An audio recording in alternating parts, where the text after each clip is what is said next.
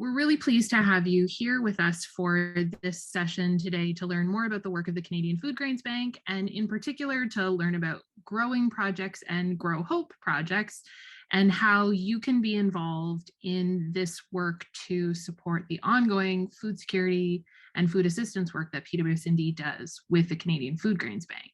We're very pleased to have our director, Guy Smagghe, here with us today. You will hear more from him throughout. And we're very pleased to have Henry Reinders here with us today. Henry is the Ontario Regional Representative for the Canadian Foodgrains Bank. He also happens to be a Presbyterian. He attends Knox Presbyterian Church in Meaford, Ontario, and also is part of, and I believe one of the organizers of the Big Head River Growing Project in Meaford. Henry is going to share a lot more about the work that Canadian Foodgrains Bank does and the work that PWS&D does with them. Once again, thank you so much for joining us. We're really pleased to have Henry with us, and I'm going to pass it over to him. Well, thank you, Karen, and thank you, Emma. It's great to be with you folks here today. I have been with the Canadian Foodgrains Bank in my official capacity as Ontario Regional Rep since 2020, actually.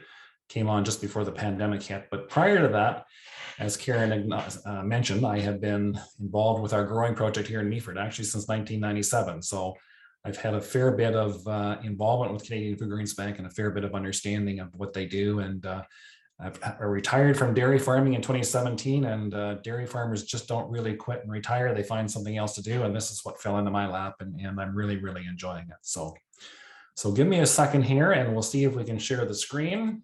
Well, let's get rolling and talking about Canadian Foodgrains Bank, and I'm sure many of you have heard about our organization and are familiar with what we do, but I'm going to go through some initial slides here just to talk a little bit about what Canadian Foodgrains Bank is. So as an overview of this presentation, we'll talk about who Canadian Foodgrains Bank is. We'll talk a little bit about our programming, a few statistics and facts about hunger in the world. I'm going to talk more on growing projects, specifically what they are and how they work. I'm going to turn it over to Guy after that to talk about Grow Hope projects and a few other things that he's got to share with you. And we're going to come back to myself and talk to you about some stories about my experiences in Malawi when I was on a learning tour to Malawi in 2018. Highlight some PWS&D programs that are overseas, and wrap it up with some of the things that and ways that folks like yourselves can get involved with supporting Canadian Foodgrains Bank and PWS&D. So the mission of Canadian Foodgrains Bank is working to end global hunger, and our vision is to have a world without hunger. We are rooted in the belief that humankind is made in the image of God, and as such, God does not want to see his people suffer from hunger. And so that is why we are all gathered together to work on this one particular aspect of Christian service. There is enough food in the world to feed everybody. Sometimes people don't realize that. The issue is that not everybody has equal access to that food. And so that's where organizations like ours come in and try to make a difference. Canadian Foodgrains Bank is made up of 15 churches and church-based agencies, all of whom, which you see here, are listed on this particular slide. And of course, Presbyterian World Service and Development is one of those 15 agencies. And that really is one of the beautiful things that I find about Canadian Foodgrains Bank. And one of our strengths is that we are all working together, pulling together on this one issue of global hunger. In our last fiscal year, we provided over $49 million of assistance to almost 1 million people in 33 countries. And despite the pandemic, which was a full-blown year for us last year, the previous year turned out to be our best year ever in terms of donations and in terms of support. We were truly blessed by Canadians who saw a need and came through in a big way in terms of supporting the work of Canadian Foodgrains Bank. Certainly God blessed our work, and we were able to achieve all of this by working together with all the agencies that we have and reach out to reach so many people across the world. So Canadian Foodgrains Bank programming, how does it work? We work through our members, so members such as PWS&D, who work with partners in developing countries. So they will have agencies and groups that they are familiar with in these developing countries. And those groups, those partners, will see a need within that particular country. And they will come to the member, in this case, PWS&D, and say, listen, we think we've got this particular problem here that we'd like to resolve or work on. Can we create a program through Canadian Foodgrains Bank that will help to address this situation? And so the member and the partner work together. They develop a program. The program becomes submitted to the Canadian Foodgrains Bank in Winnipeg. Our programming people review the program to make sure that it fits in with our mandate and the types of things that we're trying to achieve. And once that program is approved, the funds become withdrawn from the member account to fund that program. So the bank part of Foodgrains Bank is that we are, in fact, in some ways like a bank, in that each of our 15 members and agencies has an account within Canadian Foodgrains Bank. And so people can designate their donation to a particular account, and in this particular case to PWS&D. We also have a 16th account, which is the general account from which all of our members can draw on to support the projects that they have in place. So the programs that we work on are in three basic areas. The bulk of our programming, about 60% of our programming, is in emergency food assistance in times of crises. So think of people who are in refugee camps, for example, people who have had their crops wiped out by storms, by hurricanes, by floods, by drought, people who have no other source of food and are in need of emergency food aid. That is where a large portion of our work is done, in providing people with that food to keep them going and to help them get through times of crises. About 30 to 35% of our work is in long-term response programs where we're working to improve household food security.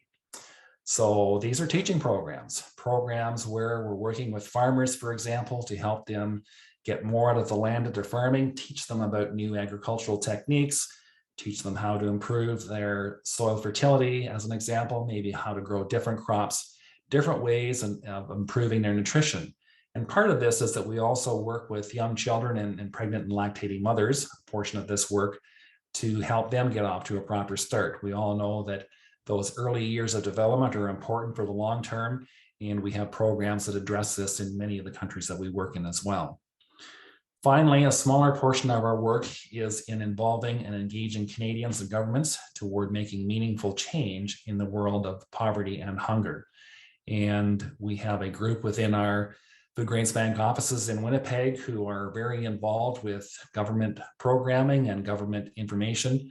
One of the great things about our organization is that we have a very, very strong relationship with the Canadian government, which has been witnessed in this past year by several donations that they have made to us or contributions they have made to us to help with hunger around the world.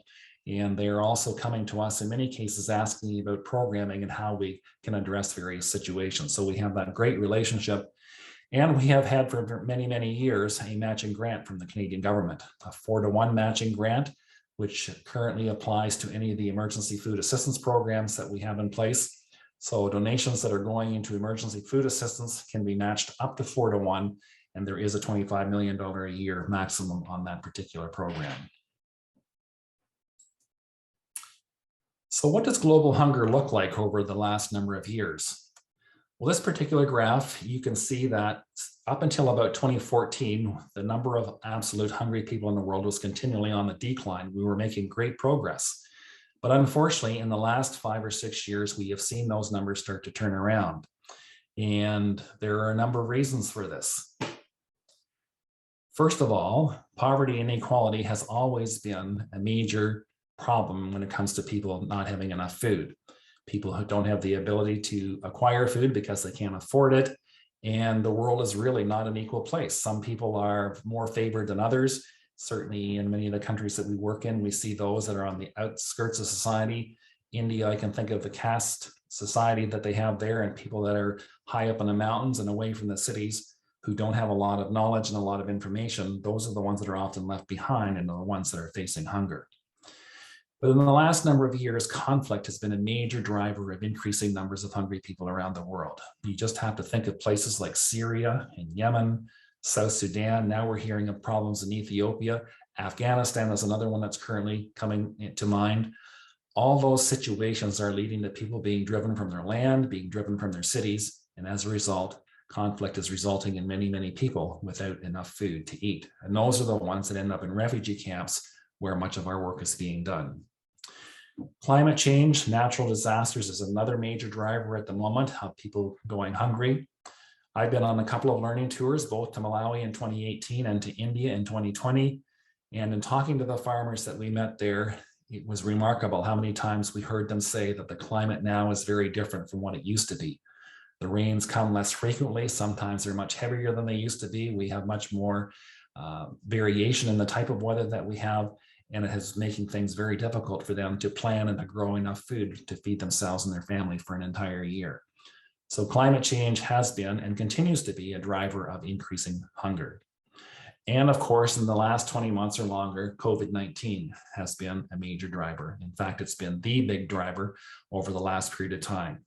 The United Nations estimates that we now have 768 million people in the world who don't have enough food, and would readily admit that that could be a low number of people because of the difficulty in calculating how many people in fact might be hungry. So where we were down to about 620 million at one point in 2014, we're now up over 768 million, maybe even 800 million people because of these areas that are causing an increase in the number of hungry people in the world.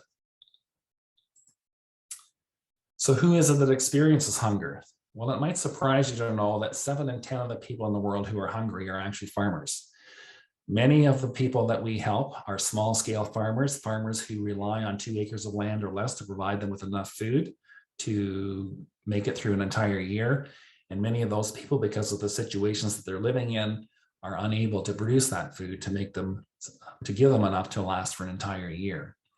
2 in 10 of people are children under the age of 5, so a lot of young people, which is why we have some programs in the young people and lactating and pregnant mothers area. And then 6 in 10, 60% of the people that are hungry have been affected by conflict, are living in war zones or in refugee camps. And so those are the types of people that currently are experiencing hunger. When we talk about hunger and what we're trying to achieve, we often use the term food security. And it's an important term to recognize and talk about. We define food security as when all people have regular access to enough nutritious food to lead healthy and active lives. There's a number of things packed into this statement that we should unpack and take a look at. So first of all, when all people, so that's everyone, have regular access. And regular access is very important because many people are not hungry for part of the year because they have food, but they will go hungry for several months, or maybe half a year or even longer, because they run into a time period when they don't have enough food. If they can't grow enough on their land, and they will be short, so they don't have regular access all the time to enough food. The other thing is it has to be nutritious food. I know in talking to one of the people that I met in Malawi, in fact, it's a gentleman I'll introduce to you in a few minutes, Pressings Moyo, he told me that in earlier years, before he was helped through Foodgrains Bank programming through PWS&D, he would go out to the field, he would have a belly full, but he was still too weak to do the work that needed to be done. And it's simply because he wasn't eating the right kind of food. He was just filling up with things that made him feel full, but weren't providing the nutrition that he required. So regular access, enough nutritious food to help people lead healthy and active lives. If we don't have all of those elements, then we don't have food security. So the definition again, when all people have regular access to enough nutritious food to lead healthy and active lives. So switching gears a little bit out of the hunger discussion into what we're doing in Canada and our public support level. And we have tremendous public support amongst Canadians for the Canadian Foodgrains Bank, and especially in rural Ontario. Canadian Foodgrains Bank actually originated with rural Ontario when back in the late 70s, the Mennonite Central Committee recognized the need in countries like Ethiopia and other African countries where people were starving because they didn't have enough food. And so through their farmers in central Canada, they set aside some of the surpluses they had from their operations, and that product was sent overseas to help people in Ethiopia and other countries alleviate themselves from starvation that they were facing. That program carried on for a few years. The Canadian government became involved with matching grants, which I just talked about. And in 1983, the Mennonite Central Committee asked the Canadian Foodgrains, not the Canadian Foodgrains Bank, they formed the Canadian Foodgrains Bank by asking other church denominations to become a part of this effort. And as I said earlier, over time, we now have 15 churches and church agencies involved with that. The big difference between then and now in terms of what we do as far as providing food aid is that in the early 80s, up until about the mid 2000s, I believe, food aid was sent from Canada. So there was product sent over, whether it be pulses or corn or wheat, but the product was sent from Canada. We don't do that anymore. Now all of our food aid is purchased locally within the existing country. As I said earlier, there's enough food in the world to feed everybody, just that everybody doesn't have equal access to it. And so that has had the added benefit of alleviating the issue of spending money on shipping, which you can well imagine is quite expensive. It is providing people in these countries with the actual food that they're used to eating. And it also is providing farmers who have surpluses in these countries with a market for their product. And so it's been a win-win situation all around. So the public support in rural Ontario has been, rural Canada actually has been very, very strong. And we're seeing improved support, increasing support from many urban areas as well. This past year, as I mentioned, was a record year for us. And one of the things that I like to do is call on donors. Excuse me. And invariably, when I talk to donors, I ask them how they found out about Canadian Foodgrains Bank and why they were supporting us. And as everybody is doing today, they're looking on the internet and doing the research and finding out that we are a top 10 charity intelligence rated charity that returns about $7 of value for every dollar invested. And so we have seen a number of new donors come on and help us with this effort that we have as well. So the growing project model, which started in the late 70s with the Mennonite Central Committee, now expands across Canada to where we have over 200 growing projects covering 15,000 acres. And I'll talk in a minute just about what a growing project is. We have 100 of these in Ontario, just over 100. And they have been the backbone for many, many years of Canadian Foodgrains Bank and are now being supplemented by, as I said, the public support that we get from urban areas. So what is a growing project? Well, a growing project in many cases is a farmer and a church working together to raise and harvest a crop from which the proceeds of that crop are directed to Canadian Foodgrains Bank. Farmers, in most cases, are providing land and labor. Sometimes it's provided free of charge. Sometimes there's a charge associated with it. But the farmers who are part of these projects provide that land and that labor. Churches are often working to cover the offset the input costs. So they will do some of the fundraising activities to cover the costs of fertilizers and the seeds and those type of things that go into making the crop grow.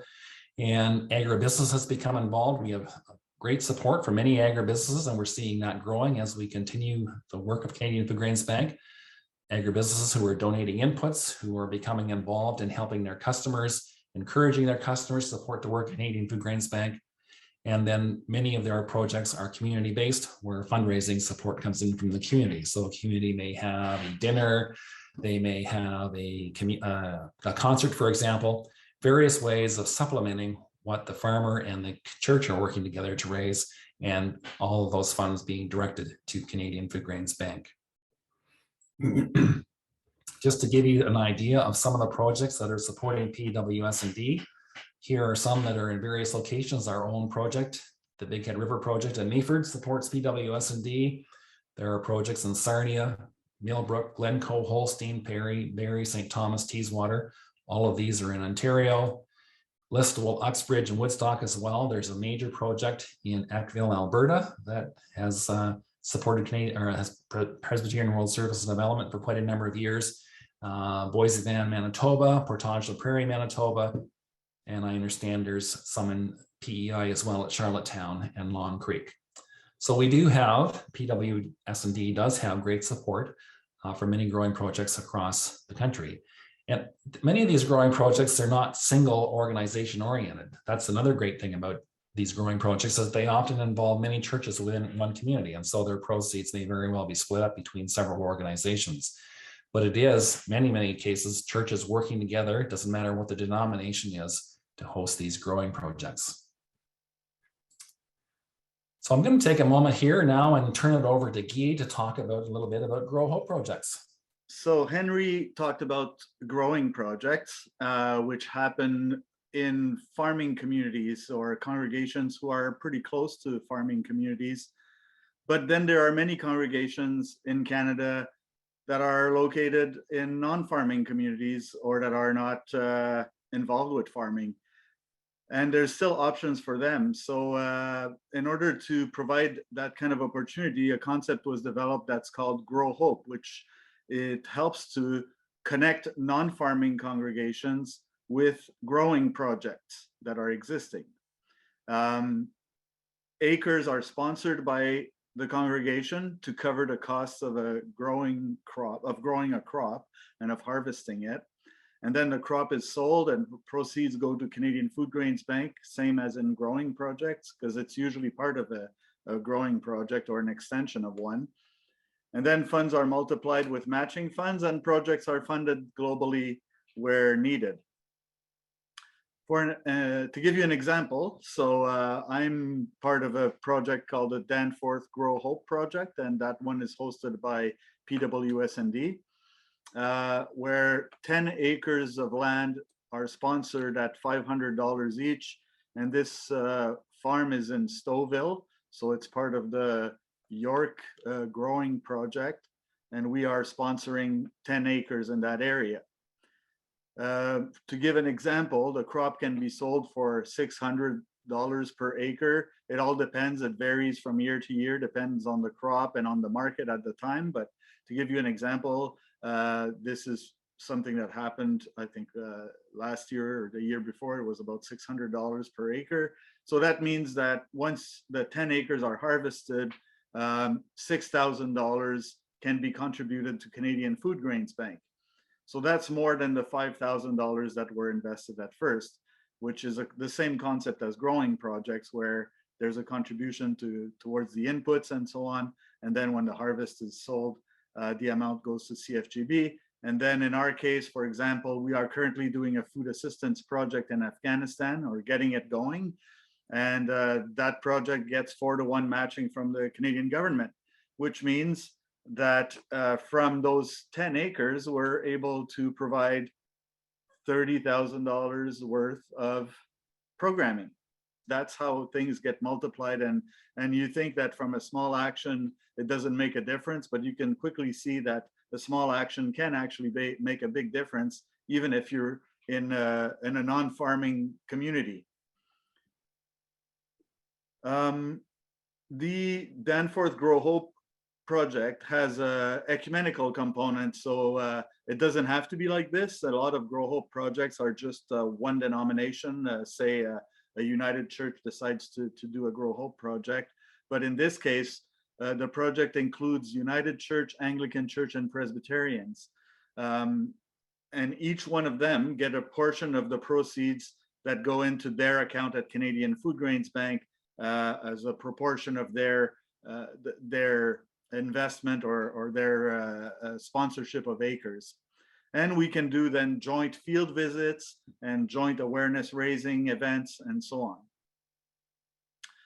on. Yeah, so we can see here, this was the most recent field visit that happened about 2-3 weeks ago. We were in Stouffville, and you can see Henry is there, and some representatives from the different denominations were there, and we were standing in the field with the crop that had not yet been harvested, a crop of soybeans. In Manitoba, there's one called Anglican Grow Hope. In Alberta, there's Grow Hope Alberta. We have the Danforth Grow Hope project that we just talked about. There's a Grow Hope Manitoba. Then we have Grow Hope Markdale in Ontario, Grow Hope Niagara in Ontario, Grow Hope Nova Scotia, Grow Hope Saskatchewan. I think that's it. Sometimes it's one denomination and sometimes it's more. So the Grow Hope model is interesting in different ways because it offers the opportunity not only to sponsor acres in various places to grow a crop, but it also opens the opportunity to talk about world hunger and to be in front of the church and to say, to talk about Canadian Foodgrains Bank and how we're all working together to end world hunger and to propose concrete actions. So the Grow Hope model offers these different options that I find really exciting. And of course, it requires quite a bit of work, but I think it's really worth it. And it obviously links very closely to scripture in so many different ways that is similar to everything else we do at Canadian Foodgrains Bank. But it opens that door for talking about these issues. All right. I'm going to talk a little bit now about some of my experiences on a study tour. And Canadian Foodgrains Bank, up until the pandemic, of course, offered study tours that growing project participants and others could be part of. And they're a great way to go overseas and see firsthand some of the work that they're doing, meet the people that they're helping. And I would encourage anybody, if you ever have an opportunity to take part in a learning tour, to do that. This particular study tour was my first. It was in 2018, back in February of 2018, and it was a study tour where we went to Malawi. And we met a number of people there in Malawi, and this is one of the first people that we met when we were there near Lilongwe in the Kudzaway district of Malawi, and this is Kalinda David. Kalinda David is 52 years old. She looks after 7 grandchildren and a paralyzed brother as well. She is married. Her husband wasn't present at the time because he was elsewhere working for other farmers, trying to make enough money for the family to have food to eat. This particular program was a Nazarene Compassionate Ministries program between NCM Canada, who is one of our members, and their partner NCM Malawi. And this is a food assistance program, so providing emergency food aid. And in this particular village, there were a number of people that were deemed to be at risk of starvation because of their current situation. And Kalinda was one of these. In fact, looking after the 7 grandchildren and the paralyzed brother, not having enough food, she was deemed to be one of the ones at risk and was there for help with a food aid program, which provided 10 kilograms of soybeans, 50 kilograms of maize or corn, 10 kilograms of beans, and 2 liters of oil per month. So not a huge ration, but enough to put food on their table and keep everybody fed. Like many Malawians, corn is king for the people here. And this is Kalinda standing in her cornfield, which has been in the ground now for at least a couple of months. And we went out to see this. She's typical of many Malawians in that she has 2 acres of land to grow enough crop to feed her family for an entire year. And whether you're rural or urban, I don't think it takes too much imagination to recognize that this crop is not going to provide her with enough food to provide for her family for an entire year. And there's a number of reasons for this. First of all, she and her husband were working earlier in the year for other farmers, helping them plant their crops. And it wasn't until later, a month or 2 later, that they were able to plant their own crop. And as a result, they missed some of the earlier rains that came through, and their crop was now suffering from drought. Corn is a very heavy user of nutrients in the soil, and so soil fertility is a huge issue for those people that are growing corn year after year. The planting techniques that they use, you can see the corn is kind of in hills or in bunches here, so they're planting a number of seeds together in a particular area. Corn in that particular environment doesn't do well because it competes against itself, and instead of getting one strong, high-yielding plant, you'll get several poor, spindly plants that don't yield well at all. And when I talked to Kalinda, I said, you know, this is a situation that you've faced for a couple of years. I said, will you try something else next year? And her response, which somewhat surprised me at the time, was no, because corn is what we rely on. It's what we know. It's what we know how to do. We need to have corn in order to survive. And it was at that point that I recognized that one of the major things that's holding people back in these countries is their lack of knowledge. They simply have done things this way for many, many years. There's no education, no resources to help them change that. And as a result of that, they continue to struggle with growing enough food for themselves to feed their families. So moving from that particular visit, we moved north in Malawi to the Ekwendeni region, and we met with a number of farmers here. This is Pressings Moyo. Part of this stay in Malawi was a homestay visit. So Pressings was the farmer that I stayed with, himself and his wife and several children. He has a family of 8. Not all of them are at home anymore. And living with a Malawian family, as we all did, was a great way to learn about their culture, about some of the struggles that they were facing.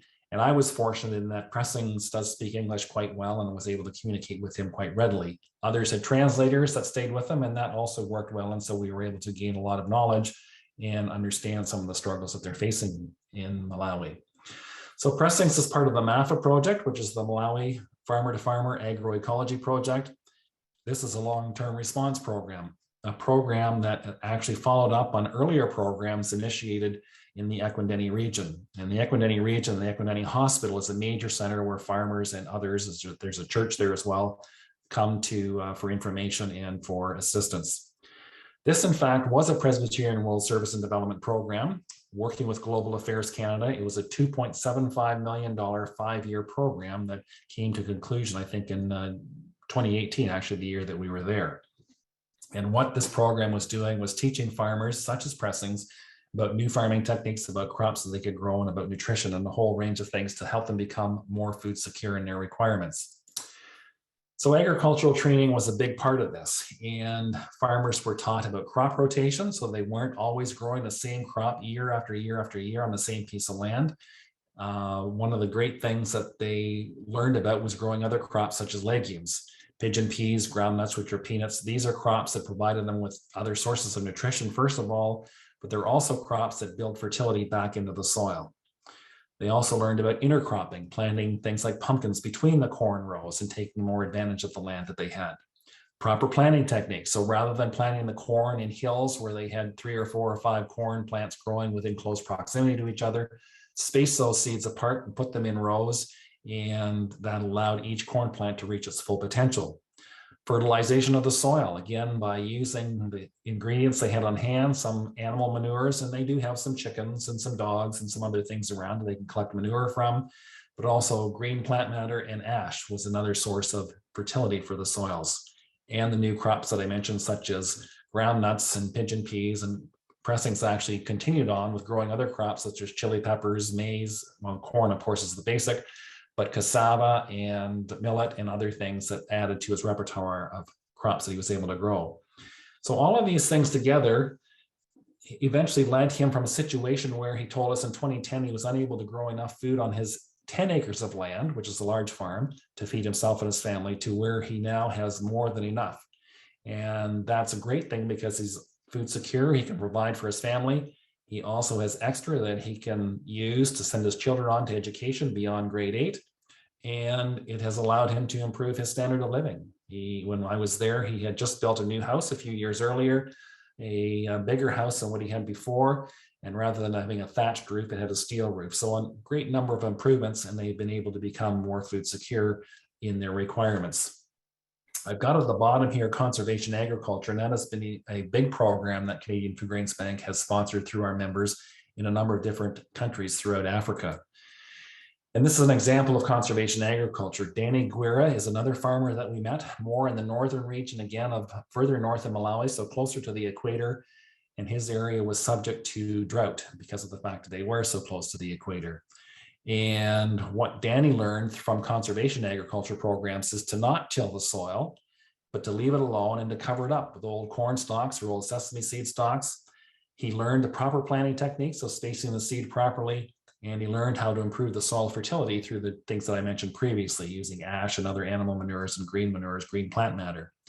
And the surprising thing that I learned from Danny is that when we asked him how this impacted his crops, he told us that when he took on conservation agriculture, he saw the production on his land increase by 600%. 600% is a huge increase for a family such as Danny, and he has 6 children and a wife. Again, he was facing food security problems before. Now he had enough food to not only feed his family, but have a little bit of extra to sell to improve his standard of living and send his kids on for further education.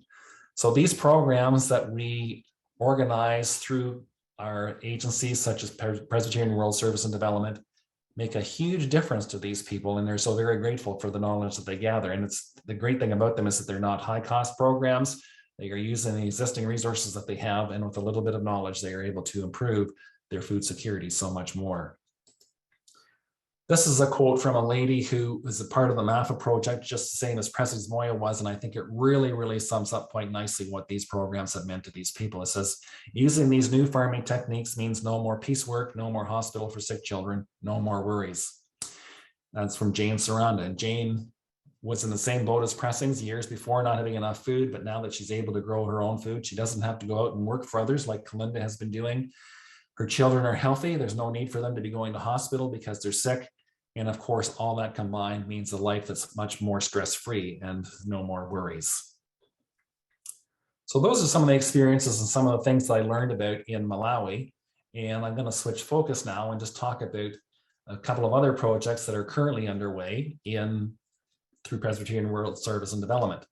And there's another one in Malawi. This is Pressings, a picture of Pressings again, and his wife actually carrying my bag as we're about to leave the community. But we are partnered with the Church of Central Africa, Presbyterian, the Synod of Livingstonia, working again on another long-term response program in northern Malawi, and we're working with 500 households, or about 2,500 people in that area, to help them overcome some of the issues that they're facing.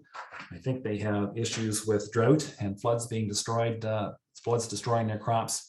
And so Presbyterian World Service and Development is working with this partner to alleviate those situations, teaching conservation agriculture, and also setting up self-help groups. Self-help groups have been a bonus in many of the countries that we work in, and then it brings people together, especially women.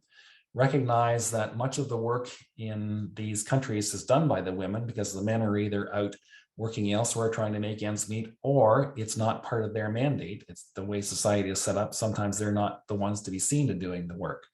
And so by having self-help groups, the women can get together, and men will get together too, put aside some amount of funds that they pay for each meeting that they go to, and those can be collected. And eventually there's enough sums there that they can do some things as a community to improve things for the village, or lend it out to individual farmers as they see fit, and take some interest back later on that allows that to continue on. So they have been a bonus to many of these communities, these self-help groups, in getting them more established and moving ahead with their finances. We have a ongoing project that I think this is one actually that's just started up in Haiti. And this is, the partner is Zamni Lasante, which he tells me actually means Partners in Health. This is a nutrition response program in Hinchi, Haiti. And the aim there is to reach 15,000 people.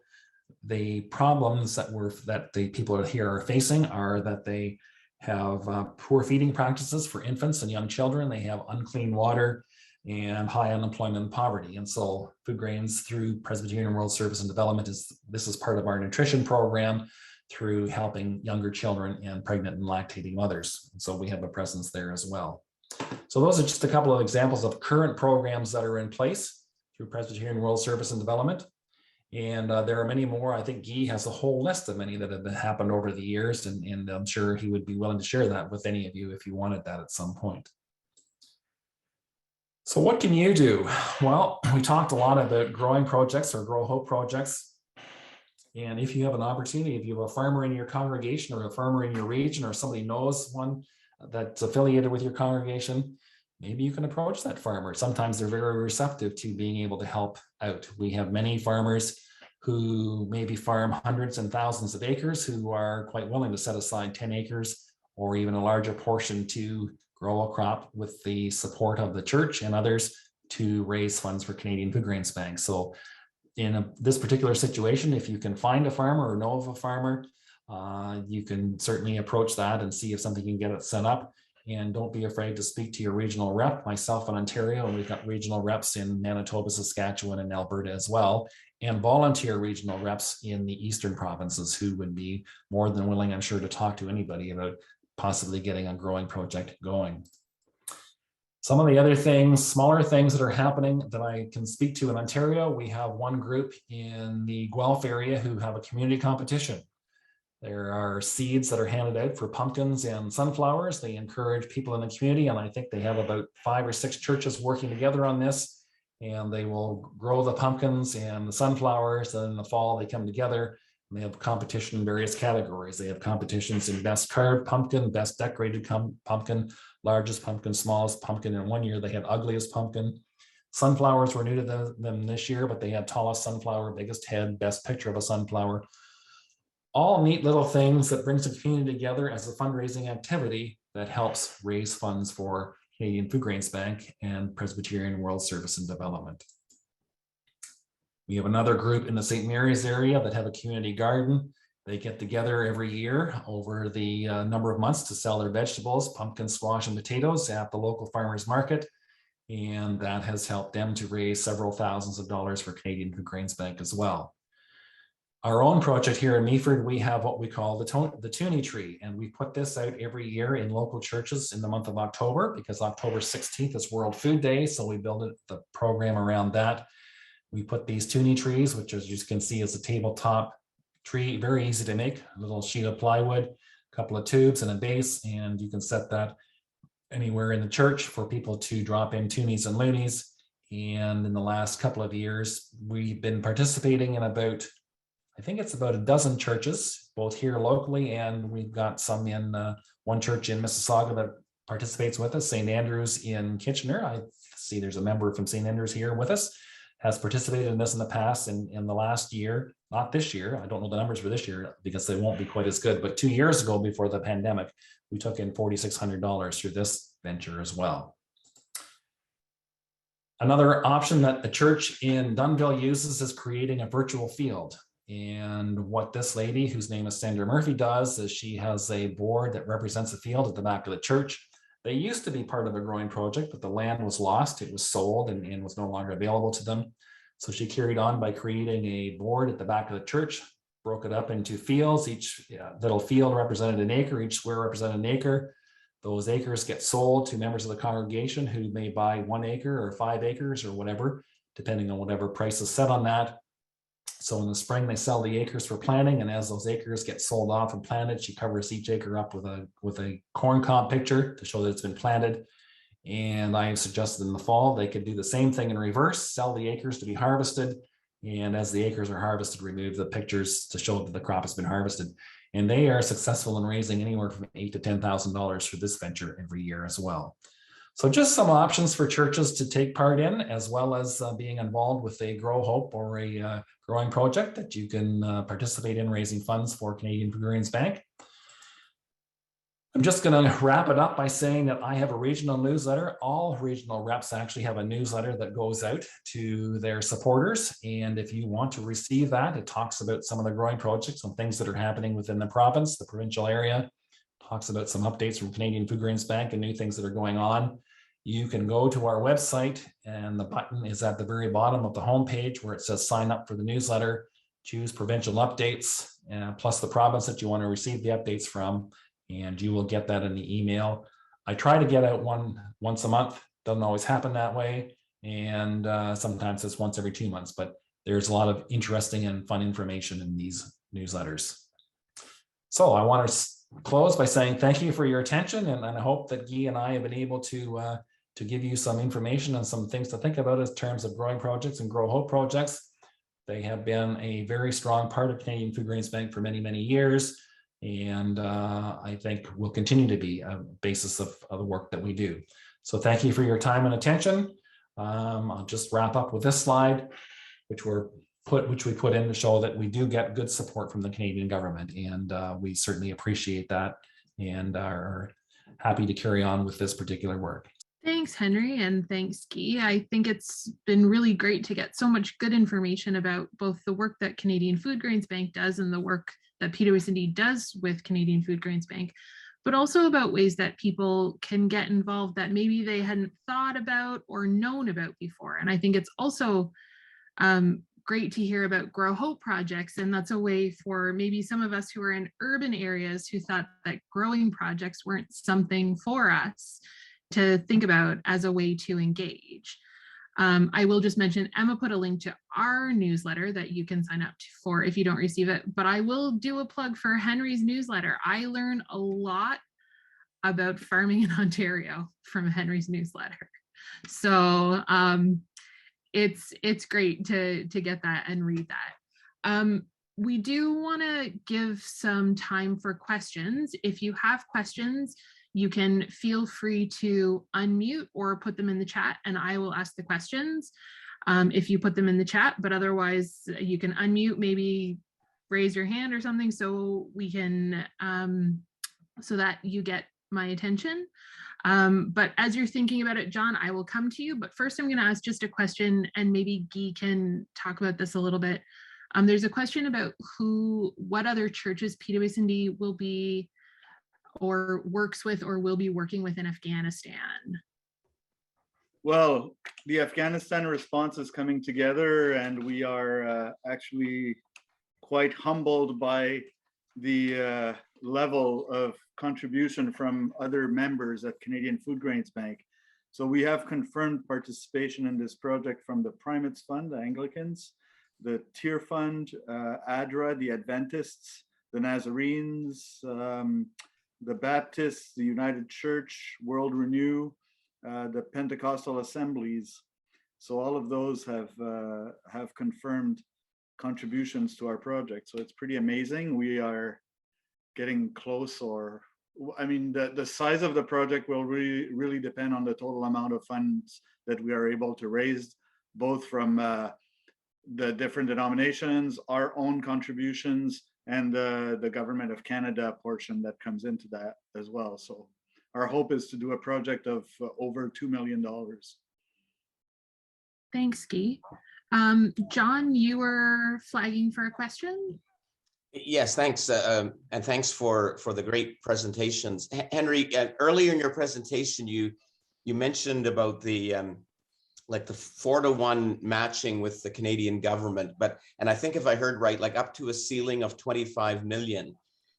So my question is, like, does the Canadian Foodgrains Bank meet, like, do we reach that 25 million ceiling every year, maximizing the matching grant, or can you just maybe flesh that out a bit for us? Yeah, we do. Last year, in terms of donations from the Canadian public and from growing projects, we actually took in 16.2 million. So the $25 million was easily used up. When you think about that, the 4-to-1 match, it only takes 5 million to use up that 25 million. So in fact, it is readily used up. So we're conscious of telling people that the 4-to-1 match is there. It is a maximum of 25 million, and to be aware that it's for the food assistance programs as well. Yeah. Yeah, I would just add that the answer is a very big yes, that all of these funds get used. Sometimes we're actually faced with the challenge of not having any more government matching funds and having to finish the year. So then we're with a dilemma. Do we stop feeding people? Do we stop helping people because we don't have government matching? Or do we find different other ways of helping, even if there's not 4-to-1 match? And the answer to that is like, well, sometimes we are able to wait a little bit to bring in the new fiscal year and get a new amount coming in from the government. But there are times when we just have to be creative, and sometimes it may be a 1-to-1 match with a general account funds that will happen, so we can at least continue to work and respond. And we are continually pressuring the government to try to increase their envelope to Canadian Foodgrains Bank, but we recognize that the Canadian government gives us a very privileged place in their portfolio by allocating this $25 million grant every year to Canadian Foodgrains Bank. It's a pretty unique situation that is very envied by a lot of other organizations that don't get this kind of setup. And the reason is that because all these growing projects that Henry was talking about, we are so well rooted from coast to coast in the communities in Canada that for the Canadian government, they recognize that this is a very unique setup and a very important endeavor, let alone the quality of the work that we do overseas, of course, that we have demonstrated over and over again that we can deliver the results and the reporting requirements that the government needs. I'm just going to add to Guy's comment on that as well. We see that support from the government in that in this past year, we have received additional funding with the COVID situation. We have had a couple of $10 million grants come our way within the last year because of COVID that are now being put into what we call the HERD program. So that's the Humanitarian Early Recovery and Development Program, where we're working in various countries with this money through our members again to assist with COVID recovery, to assist with famine relief. Part of this funding is actually it's being used uniquely in that where I talked about food assistance programs and long-term programs as kind of two different types of programming. the herd money is actually being used for a combination of pulling the two of them together. So we're going into areas where there is emergency food assistance required because of the situation within those areas. And then we're continuing on with the programming to bring them out of that and bring in a long-term response program so that ultimately they move from not having enough food to having enough to carry on and become food secure. So that's just an indication of the support we have from the Canadian government. And as Guy mentioned, a lot of that support is due very much to people like yourselves and people like our growing projects who talk to the government, who write them letters and say, listen, we really believe in this work and we want you to continue to support this work. So thank you for that. I wonder, Henry, if you could talk a little bit about some of the logistics about how growing projects are funded. So there's a question about, the proceeds of sales and how that works and maybe how farmers fund that work. Right. So there's a whole range of things that happen here for many growing projects. First of all, I will say that when a crop is sold, those proceeds, in most cases, all of those proceeds go to Canadian Foodgrains Bank. But in a number of growing projects, they work to make sure that the costs of the inputs are covered. The cost, in some cases, farmers are renting land, so the cost of rented land is covered. You've got the inputs such as seed and fertilizer, and there's a variation between some projects are able to get those inputs donated either by agribusiness. Many farmers who are doing these projects go out of their way to work with their suppliers to get the grain, the seeds, the fertilizer, the chemicals donated, so there's no cost involved there. They in turn will donate their labor, and so in those cases, 100% of those sales come back to Canadian Foodgrains Bank. In other growing projects, there is a cost in terms of covering the cost of the inputs if necessary, and perhaps the land. But what I find when I go through the growing project reports that come out, even the farmers who are taking money back in to cover their costs, many of those farmers will donate a portion back as a donation. If they write a check to Canadian Foodgrains Bank, it's a way of them getting a tax receipt for that donation as well. So it is kind of all over the map, but generally I would say that most of the proceeds from the crop come back to Canadian Foodgrains Bank. And then I think maybe just to add that maybe this will help make the connection for some people. So some of how growing projects get funded is also through Grow Hope projects, right? Grow Hope projects then can cover some of the costs for inputs and seeds and rent and pieces like that through that partnership. So when Guy was talking about Danforth Grow Hope, they raise the money that gets directed to pay for those costs with the growing project then. Yeah. That's right. And in that case, then the proceeds from the harvest, 100% of them goes to Canadian Foodgrains Bank because the costs are covered by the sponsors. That's right. If there are any other questions, keep thinking about it, but I'm gonna, oh, yes, Lynn. Yeah. Well, first of all, I just wanted to say that I'm a member of a 25-member congregation in Newfoundland, and we have a community outreach program. So it seems like you're always going to people asking for money for certain things. And I just appreciate when I saw the Toonie tree, I thought, oh, that's something we can do that isn't too like in your face, or, we want your money. It can be there, people can put money in. And I'm sure over the course of the year, there would probably be a substantial donation to be made, knowing our congregation.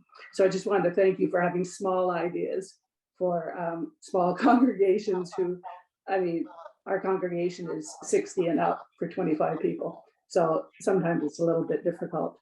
The other question I had was, is everyone always receptive to programs that mean changing the way they do things? Like Henry, that first woman, she said, this is the way we do it. And the seeds were planted too close together and they weren't getting a good crop result. So would she have changed, do you think? I think one of the great resources we have is the fact that we're working with partners in these countries. So we're working with people who know these people, right? That question gets asked a lot when we're on these learning tours. And initially there is some resistance because you've got well, I don't want to, the people that are struggling with these things have never received any help from anybody. And for somebody to come in, even if it's their own people, for somebody to come in, it's a little bit suspicious at first to them. And so it takes a bit of time to break down some of those barriers. But what happens is that when those barriers get broken down and we're able to accomplish some of the things that we do with a few farmers, a few people, I tell people their farmers there, the people that they're working with there are no different than our farmers here in Canada, because if my neighbor is growing a crop that looks twice as good as mine, I'm probably going to go over and ask them what's going on. And so the same thing happens here, where you get a few people that are having success and seeing the improvements that are going on, and that eventually leads to other people becoming involved. When I was in Malawi, one of the stories that I heard was from a lady at the Equideni Center, and in that region there's a story that a young university student from Canada came to that area in 2000 looking for 10 women to work with on nutrition. She wanted to, this was part of her master's program, and so she wanted to help find 10 women to work with to help them improve their nutrition, maybe through growing different crops, through cooking techniques and that kind of thing. And she did that for a year, and then she left and went back because she had the information she needed for a master's program. But more women came back the next year, seeing what these first 10 women had learned. And so that hospital carried on with this kind of program, this kind of teaching. And that's actually what led to the programs that eventually morphed into the MAFA program, which I talked about. And what we were told when we were there in 2018, that out of those original 10 women who started in 2000, by the time we were there were over 15,000 farm families. So it went from 10 women to 15,000 families. Multiply that by 7 or 8 people per family, and it's over 100,000 people. It just takes a small group of people. It doesn't happen overnight, but it takes a small group of people. You gain their trust. Our partners gain their trust, and they start working. And when they actually see the benefits, then it really starts to take off. Yeah, I think that's a great question, Lynn. And I would just add that when I went to Malawi and visited our conservation agriculture project, I did hear from women who would share that usually when there would be the initial training on conservation agriculture, often it would be only women who would show up. They would be curious and interested. When they got back home, then they would talk with their husband and try to figure out if they could use maybe one part of their parcel of land to try out this new technique, because obviously there's a risk in trying something new. Even if the potential is huge, there's also the potential that what you're used to may not happen, and then your family is going to be even hungrier. So they don't want to take a risk too high.